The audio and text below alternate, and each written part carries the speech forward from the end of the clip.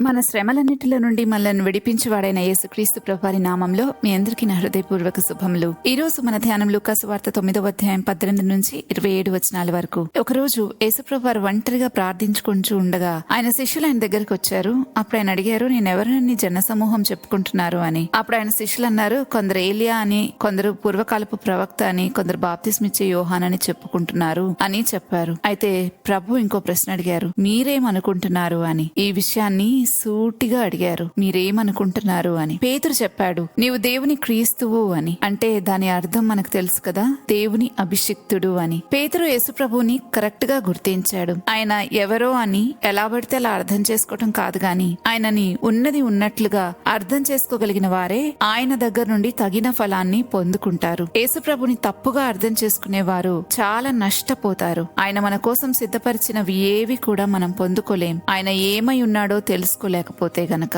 ప్రభువును సరిగా అర్థం చేసుకుంటేనే మనం ఆయనతో సహవాసం చేయగలము, లేకపోతే ఆయనతో సహవాసం ఉండదు. ఉన్నామని భ్రమలో ఉంటాము కానీ ఉండము. ఎందుకంటే ఆయన ఏంటో, ఆయనకేం నచ్చుతాయో, ఎలా ఉండాలని కోరుకుంటున్నారో, ఏం అడగాలని ఆశిస్తున్నారో, ఏం ఇవ్వాలని ఇష్టపడుతున్నారో ఇవన్నీ మనం పట్టించుకోము. ఆయన గురించి తెలియకపోతే. ఆయన గురించి తెలిసినప్పుడు మాత్రమే వీటిని గురించి ఆలోచిస్తాము. అప్పుడే మనకి సరైన సహవాస సంబంధం ఉంటుంది. 23వ వచనంలో ప్రభు అంటున్నారు, ఎవడైనను నన్ను వెంబడించగోరినెడల తను తాను ఉపేక్షించుకుని ప్రతిదినము తన సిలువనెత్తుకుని నన్ను వెంబడించవలెను అని. ఉపేక్షించుకోవడం అంటే మనల్ని మనం తృణీకరించుకోవడమే. మన సిలువ అంటే ఇంకొకరి భారం మనం ఎత్తుకుని క్రీస్తుని వెంబడించాలి. సో మనల్ని మనం తృణీకరించుకుంటూ ఇతరుల భారాన్ని ఎత్తుకుని ఆయనను వెంబడించాలని ప్రభువు కోరుకుంటా ఉన్నారు. ఒకడు దేవుని రాజ్య భారాన్ని మోయటం అంటే ఇదే. ఆ భారాన్ని క్రీస్తు తన భుజం మీద మోస్తున్నాడని యెషయా పుస్తకం 9వ అధ్యాయం 6వ వచనంలో రాయబడింది. దేవుని పని చేయాలనుకున్న వారెవ్వరైనా తాను ఉపేక్షించుకోవాల్సిందే. అలాంటి వారే ఎలిజిబుల్ కూడా. ఇంకా 24వ వచనంలో ప్రభు అంటున్నారు, తన ప్రాణంను రక్షించుకుని కోరువాడు దాన్ని పోగొట్టుకును, నా నిమిత్తమై తన ప్రాణంను పోగొట్టుకున్నవాడు దాన్ని రక్షించుకును అని. లోకం అంటుంది, నేను నీవే కాపాడుకోవాలి, నేను నీవే హెచ్చించుకోవాలి, నేను నీవే అందరి ఎదుట ప్రొజెక్ట్ చేసుకోవాలి అని. కానీ వాక్యం చెప్తుంది, నిన్ను నువ్వు తగ్గించుకోవాలి. కాపాడబడటానికి నిన్ను నువ్వు దేవునికి అప్పగించుకోవాలి. నిన్ను నువ్వు రక్షించుకోలేవు కాబట్టి రక్షించబడటానికి దేవునికి నిన్ను నువ్వు అప్పగించుకోవాలి అని వాక్యం చెప్తా ఉంది. మనల్ని మనం దేవునికి అప్పగించుకుంటే శాశ్వతంగా కాపాడబడతాము. దాన్నే ఇక్కడ ప్రభువు నా నిమిత్తమై తన ప్రాణాన్ని పోగొట్టుకోవడం అంటున్నారు. పూర్తిగా దాన్ని ప్రభుకి సమర్పిస్తే అంతం వరకు కాపాడబడతాం. ఎందుకంటే మనందరి జీవము క్రీస్తుతో కూడా దేవుని యందు దాచబడి ఉన్నది అని వ్రాయబడింది. నిజంగా మన ప్రాణాన్ని మనమే కాపాడుకుందాము అని అనుకుంటే తప్పకుండా దాన్ని పోగొట్టుకుంటాం. మన ప్రాణాన్ని మన చేతిలోనే పెట్టుకుని ఉంటే దాన్ని పోగొట్టుకునే అవకాశం ఉంది. కానీ మన ప్రాణాన్ని ప్రభుకి అప్పగిస్తే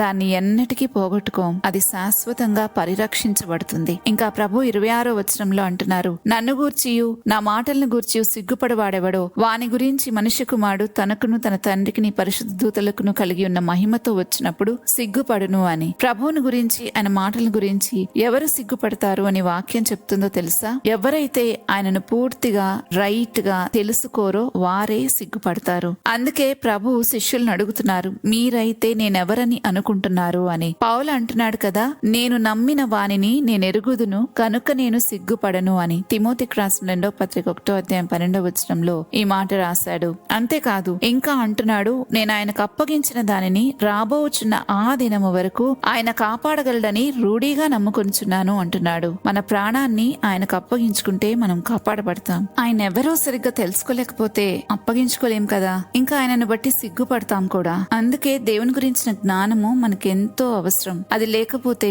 అనుమానిస్తాము, నమ్మలేము, సిగ్గుపడతాము. అందుకే మనం నమ్మిన మన ప్రభువుని గురించి బాగా తెలుసుకోవాలి. హోషేయ పుస్తకంలో ప్రభు అంటున్నారు, నా జనులు జ్ఞానం లేక నశించిపోతున్నారు అని. ప్రభువుని గురించి మరి మనకేం తెలుసో ఎవరికి వారమే పరీక్షించి తెలుసుకోవాలి. ఆయనను గురించి సరి అయిన అవగాహన ఉంటేనే తగిన ప్రతిఫలాన్ని మనం ఎప్పటికైనా పొందుకోగలుగుతాము. కాబట్టి మనల్ని మనం ఒకసారి సరి చేసుకుంటూ ఆయన గురించి రైట్ గా అర్థం చేసుకున్నామా, లేకపోతే ఏదో నలుగురు ఒక మాట చెప్పుకుంటున్నారులే, ఆయన దగ్గరకు వస్తే స్వస్థపడతాము, లేకపోతే ఆయన దగ్గరకు వస్తే రోగాలు నయమైపోయి ఇంకా ఏవో సమస్యలు తీరిపోతాయి అన్నట్లుగా అర్థం చేసుకుని ఆయన ఏమిస్తాడా అని ఆశతో ఎదురు చూసి వస్తున్నామా? మన ప్రభు కోరుకుంటుంది సహవాసం. మన ప్రభు కోరుకుంటుంది మనం పాపక్షమాపణ పొందుకోవాలని, మనం రక్షించబడాలని, మన ఆత్మ తిరిగి జన్మించాలని, మనం యుగ యుగాలు ఆయనతో జీవించాలని. అని. ఈ విషయాలను మనం తెలుసుకోలేకపోతే ఆయన ఇచ్చే వాటిని పొందుకోలేం. ఆయన ఎవరో సరిగ్గా అర్థం కాదు గనక ఆయన గురించి సిగ్గుపడాల్సిన అవసరం ఉంటుంది. ఒకవేళ బాగా అర్థం చేసుకుంటే ధైర్యంగా నిలబడగలుగుతాం. ప్రార్థించుకుందామా? పరిశుద్ధుడైన మా తండ్రి, గొప్ప దేవా, నీకు స్తోత్రాలు చెల్లిస్తున్నాను. నాయనా, నిజంగా మా జీవితాల్లో అనేక సార్లు నా తండ్రి మరి పొరపాటు పడి ఉన్నాం. నీ దగ్గరకు వస్తే మీరు ఇవ్వాలనుకున్నది ఏదో కాకుండా మాకు కావాల్సింది ఏదో కావాలి అన్నట్లుగా నీ సన్నిధానంకు వచ్చిన సందర్భాలు మా జీవితాల్లో ఎన్నో ఉన్నాయి. నేను సరైన గౌరవంతో గౌరవించకుండా ఏది పడితే అది ఎలా పడితే అలా అనేసుకుని మాట్లాడుకుని నీతో కూడా అలాగే ప్రవర్తించిన సందర్భాలు మా జీవితాల్లో ఉన్నాయి. దయచేసి మమ్మల్ని క్షమించి నా తండ్రి, అయా అత్యంత భయభక్తులు శ్రద్ధ కలిగి నీ సన్నిధిలో ఉండడానికి సహాయం చేయమని వేడుకుంటున్నాను. తండ్రి, ఎప్పుడు కూడా మిమ్మల్ని గురించి రైట్ గా అవగాహన చేసుకోవడానికి కృప చూపమని, మాతో మాట్లాడమని, మమ్మల్ని దర్శించమని, మిమ్మల్ని గురించి మేము ఎన్నడూ సిగ్గుపడవలసిన అవసరం లేకుండా మిమ్మల్ని గురించిన జ్ఞానము సంపూర్ణంగా తెలుసుకున్నట్లు మా గ్రహింపు శక్తిని దయచేయమని ప్రాధేయపడుతూ యేసుక్రీస్తు ప్రభువారి నామంలో అడిగి వేడుకుంటున్నాము తండ్రి. ఆమెన్. మరుసటి ధ్యానంలో మరలా తిరిగి కలుద్దాం. అంతవరకు దైవాశీస్సులు.